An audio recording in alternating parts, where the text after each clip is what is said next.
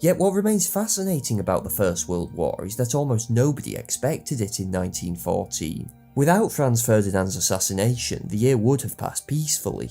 If there was to be a war that summer, informed contemporary opinion anticipated a small, localised one between Greece and the Ottoman Empire on the southern edge of Europe, not a clash across the whole continent involving millions of men.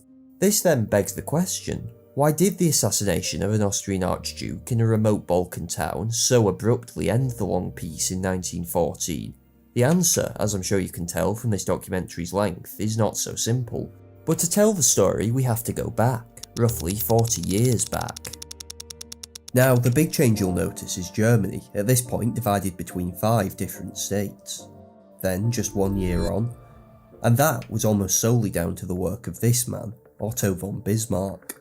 Bismarck's origins were relatively obscure. He'd been raised as a middling Prussian Junker, the landed aristocracy that dominated much of the kingdom's politics. Astonishingly tall for the time period, he ate and drank on a gargantuan scale. With his thick moustache and bushy eyebrows, Disraeli wrote to Queen Victoria that he resembled an ogre in appearance. But he had a fine, little head, delicate hands, and most surprisingly, a thin and reedy voice rather than the deep and booming echo one might have expected.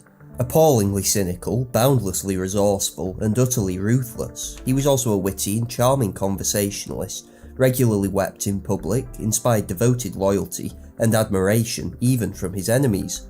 No one in Berlin or any other European court could ever quite get the measure of this half-mad Prussian.